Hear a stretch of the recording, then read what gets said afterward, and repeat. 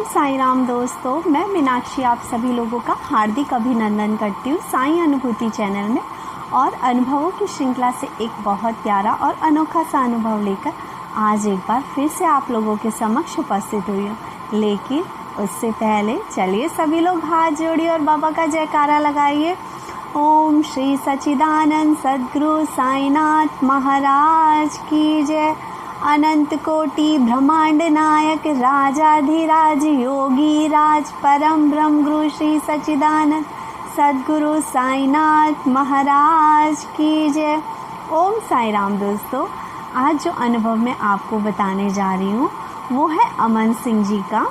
और अमन सिंह जी ने इससे पहले भी अपने अनुभव चैनल के साथ शेयर किए हैं।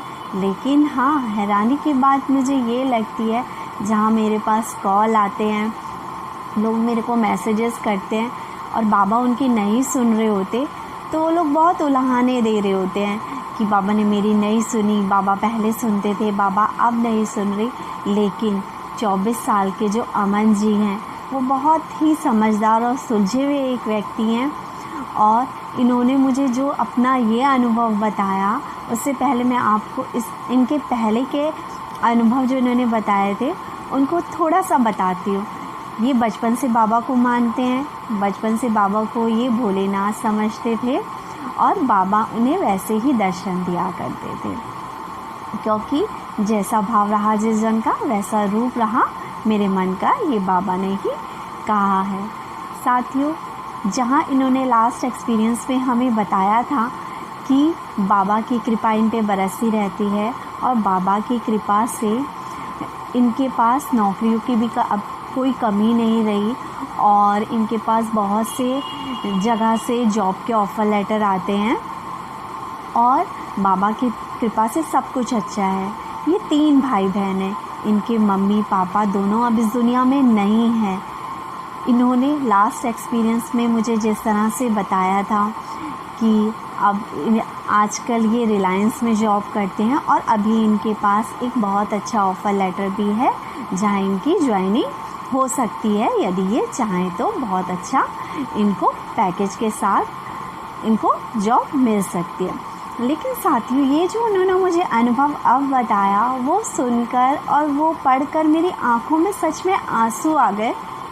ये बताते हैं कि अनुभव उनका इसी साल का है, अप्रैल के टाइम का। अप्रैल का टाइम ये कहते हैं उस टाइम मैं बहुत परेशान चल रहा था, बहुत मेंटली डिस्टर्ब था। ये कहते हैं कि वक्त ऐसा था और इनकी जॉब में उस वक्त कंडीशन ऐसी थी कि किसी भी वक्त इन्हें जॉब से निकाला जा सकता था। इसी कंडीशन में इन्होंने क्या डिसीज़न लिया, इन्होंने सोचा कि मैं जॉब से रिज़ाइन कर सकता हूँ, क्योंकि अगर मैं खुद से रिज़ाइन नहीं करता तो कोई भी सिचुएशन ऐसी बनेगी और मुझे एक दिन जॉब छोड़नी पड़ेगी। ये रिज़ाइन दे के जब घर वापस जा रहे थे अपने, तो होता है यूँ, थोड़ा इंसान डिप्रेशन में भी चला जाता है, बहुत अजीब अजीब से ख़याल आने लगते हैं। ये कहते हैं मैं रेलवे स्टेशन पहुंचा और ना जाने मेरे मन में कौन से विचार चल रहे थे, उसी उधेड़ बुन में विचारों की ये एक गलत ट्रेन में चढ़ जाते हैं। जब ट्रेन चल पड़ती है तब इन्हें अचानक से याद आता है कि ये एक गलत ट्रेन में चढ़ गए हैं। फिर क्या था, इन्हें कुछ समझ में नहीं आता और ना ये इधर देखते हैं ना उधर देखते हैं और ये अचानक से डिसीज़न लेते हैं कि मैं इस ट्रेन से कूद जाता हूँ और ये अपने सामान के साथ उस ट्रेन से जंप लगा देते हैं। ये बताते हैं कि ये बाबा की उदी हमेशा अपने पास रखते हैं। उस दिन भी इनके पास इनकी जेब में बाबा की उदी थी।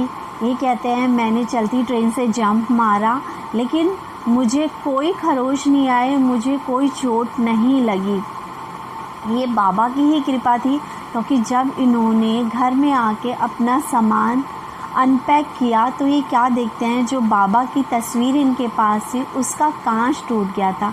ये कहते हैं उस तस्वीर को देख के, बाबा की उस छवि को देख के ये बहुत रोए और इन्होंने कहा कि बाबा सच में जो आपको चाहता है आप उसको नहीं छोड़ते, आप हमेशा उसकी परवाह करते हैं, उसकी केयर करते हैं। जैसे कि आपने उस वक्त मेरे ऊपर आने वाला संकट सारा अपने ऊपर ले लिया और बाबा की छवि का कांच टूट गया और उन्हें कुछ भी नहीं हुआ। उन्होंने मुझसे कहा कि दीदी, बाबा के एक्सपीरियंस लोगों के साथ ज़रूर शेयर करना। और मुझे भी लगा कि ये अनुभव बाबा का ज़रूर आप सभी लोगों के साथ शेयर करना ज़रूरी है, क्योंकि हम जब सुखी होते हैं, जब बाबा हमारे लिए बहुत कुछ कर रहे होते हैं, तब तो हम हमेशा बाबा का गुणगान गाते हैं कि बाबा ने ये किया, हम बहुत एक्साइटेड होते हैं, खुश होते हैं। लेकिन जब कभी हमारे ही अपने कर्मों की वजह से, हमारे ही पिछले किसी ऐसे कर्मों की वजह से हमारे साथ कुछ अच्छा नहीं होता या कुछ अनहोनी हो रही होती है, तब हम बाबा से रूठ जाते हैं, तब हम बाबा से नाराज़ हो जाते हैं और तब हम कहते हैं कि बाबा हम तेरी पूजा नहीं करेंगे, अब हम तुम्हें पूजेंगे नहीं, आप हमारी सुन नहीं रहे। तो दोस्तों, बस मैं यही कहना चाहूँगी, चाहे सुख में हो चाहे दुख में हो, लेकिन बाबा को सिमरना मत छोड़िए। क्योंकि हो सकता है जिस वक्त आप दुख में हो, जिस वक्त आप परेशानी में हो, आपको समझ ना आ रहा हो कि बाबा ने आपको हाथों हाथ लिया हो, लेकिन बाबा ने उस वक्त भी आपको हाथों हाथ लिया हो सकता है। हो सकता है आप अपनी उस परेशानी में, अपने उस डिप्रेशन में कुछ गलत कदम उठा सकते हो सकता है जैसे कि आप लोगों को सुनने में आता है किसी ने किसी कर्जे की वजह से फांसी लगा ली, किसी ने कुछ खाकर आत्महत्या कर दी। लेकिन उस विकट परिस्थिति में भी यदि हम अडिग खड़े हैं तो साथियों, ये समझिए कि बाबा हमारा साथ दे रहे हैं, क्योंकि दुख झेल पाना हर किसी के बस की बात नहीं होती है।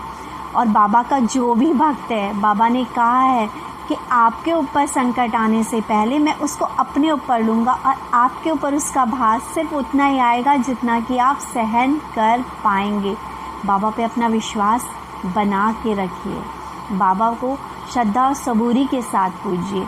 यदि आपको कुछ मिलने में देर हो रही है तो इसका मतलब ये नहीं है कि बाबा देंगे नहीं, हो सकता है कि बाबा आपको उससे भी बेस्ट देना चाह रहे हैं।